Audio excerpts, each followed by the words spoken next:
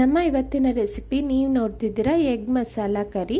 ಡಾಬಾ ಸ್ಟೈಲ್ನಲ್ಲಿ ಮನೆಯಲ್ಲೇ ಹೇಗೆ ಮಾಡೋದು ಅಂತ ಇವತ್ತಿನ ವಿಡಿಯೋದಲ್ಲಿ ನೋಡೋಣ. ನಮಸ್ತೆ ವೀಕ್ಷಕರೇ, ಎಲ್ಲರಿಗೂ ಸವಿ ಕಿಚನ್ ಕನ್ನಡಗೆ ಸ್ವಾಗತ. ಇನ್ನೂ ಯಾರೆಲ್ಲ ಸಬ್ಸ್ಕ್ರೈಬ್ ಆಗಿಲ್ಲ ಪ್ಲೀಸ್ ಈಗಲೇ ಹೋಗಿ ಸಬ್ಸ್ಕ್ರೈಬ್ ಮಾಡಿ.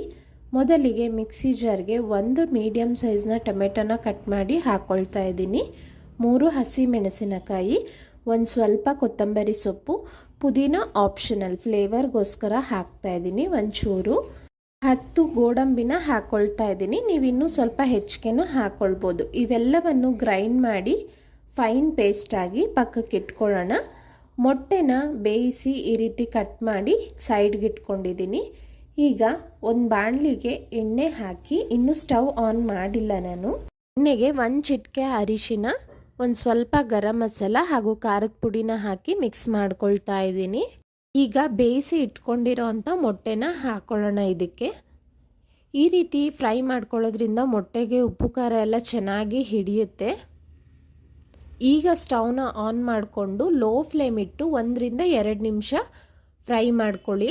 ಮೊದಲೇ ನಾವು ಸ್ಟವ್ ಆನ್ ಮಾಡಿ ಮಾಡೋದ್ರಿಂದ ನಮಗೆ ಆ ಮಸಾಲ ಪೌಡರ್ಸ್ ಏನು ಹಾಕ್ತೀವಿ ಎಣ್ಣೆಗೆ ಸೀದೋಗೋ ಚಾನ್ಸಸ್ ಇರುತ್ತೆ. ಅದಕ್ಕೋಸ್ಕರ ಮೊಟ್ಟೆ ಹಾಕಿದ ಮೇಲೆ ಸ್ಟವ್ನ ಆನ್ ಮಾಡಬೇಕಾಗುತ್ತೆ. ನೋಡಿ, ಮೊಟ್ಟೆ ಎಲ್ಲ ಚೆನ್ನಾಗಿ ಒಂದು ಸ್ವಲ್ಪ ರೋಸ್ಟ್ ಆಗಬೇಕು. ಆಗ ನಮಗೆ ಮೊಟ್ಟೆ ಟೇಸ್ಟ್ ತುಂಬಾ ಚೆನ್ನಾಗಿರುತ್ತೆ ಈ ಕರೀಲಿ. ಅದಕ್ಕೋಸ್ಕರ ಇಲ್ಲಿ ಮೊಟ್ಟೆ ರೋಸ್ಟ್ ಆಗಿದೆ. ನಾನು ಇದನ್ನು ಪಕ್ಕಕ್ಕೆ ಎತ್ತಿಟ್ಕೊಳ್ತೀನಿ.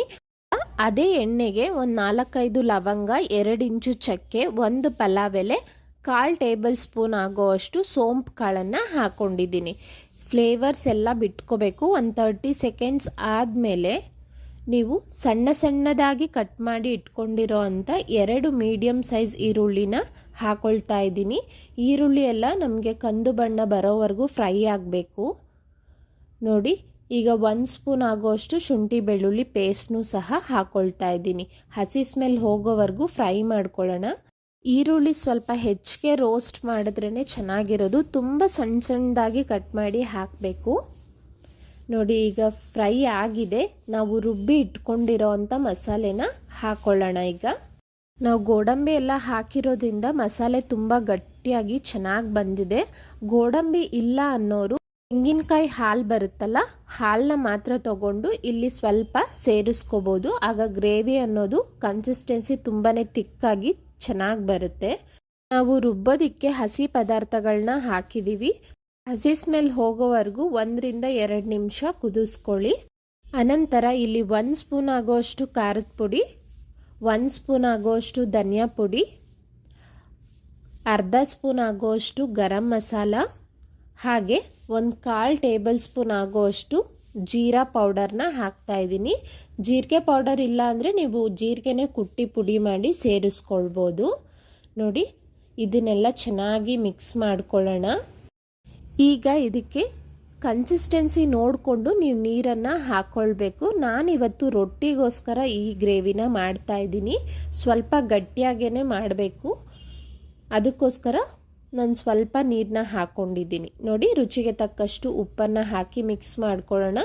ಈ ಗ್ರೇವಿ ಕುದೀತಾ ಇರಬೇಕಾದ್ರೂ ಸ್ವಲ್ಪ ಗಟ್ಟಿ ಆಗುತ್ತೆ. ಆಮೇಲೆ ಸ್ಟವ್ ಆಫ್ ಮಾಡಿದ್ಮೇಲೂ ಸ್ವಲ್ಪ ಗಟ್ಟಿನೇ ಆಗುತ್ತೆ. ನೀವು ನೋಡಿಕೊಂಡು ನೀರನ್ನ ಹಾಕ್ಕೊಳ್ಳಿ. ನೀರು ಹಾಕಿದ ನಂತರ ಮಸಾಲೆ ಎಲ್ಲ ಕುದೀತಾ ಇರಬೇಕಾದ್ರೆ ಮೊಟ್ಟೆನೂ ಸಹ ಹಾಕ್ಕೊಳ್ಳೋಣ. ಮೊಟ್ಟೆ ಹಾಕಿದ ಮೇಲೂ 1 ರಿಂದ 2 ನಿಮಿಷ ಚೆನ್ನಾಗಿ ಕುದಿಸೋಣ. ಆ ಮೊಟ್ಟೆಗೆ ಮಸಾಲೆ ಎಲ್ಲ ಚೆನ್ನಾಗಿ ಹಿಡಿಯುತ್ತೆ. ಆಗ ನೋಡಿ, ಗ್ರೇವಿ ಎಷ್ಟು ಗಟ್ಟಿಯಾಗಿದೆ. ಈಗ ಕೊನೆಯದಾಗಿ ಗಾರ್ನಿಷಿಂಗ್ಗೆ ಸ್ವಲ್ಪ ಕೊತ್ತಂಬರಿ ಸೊಪ್ಪನ್ನ ಕಟ್ ಮಾಡಿ ಮೇಲೆ ಹಾಕ್ತಾ ಇದ್ದೀನಿ.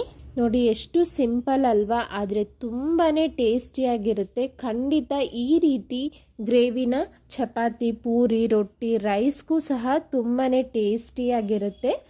ಇದೇ ಸ್ಟೈಲ್ನಲ್ಲಿ ನೀವು ಪನ್ನೀರ್ ಅಥವಾ ಮಶ್ರೂಮ್, ಚಿಕನ್ನು ಸಹ ಮಾಡ್ಕೋಬೋದು. ಇವತ್ತೇ ಈ ಟೇಸ್ಟಿ ರೆಸಿಪಿನ ಟ್ರೈ ಮಾಡಿ ಹೇಗಿತ್ತು ಅಂತ ತಿಳಿಸಿ. ಹಾಗೆ ಲೈಕ್ ಮಾಡಿ, ಶೇರ್ ಮಾಡಿ, ಸಬ್ಸ್ಕ್ರೈಬ್ ಇನ್ನೂ ಯಾರೆಲ್ಲ ಆಗಿಲ್ಲ ಈಗಲೇ ಹೋಗಿ ಸಬ್ಸ್ಕ್ರೈಬ್ ಆಗೋದನ್ನು ಮರಿಬೇಡಿ. Thank you for watching.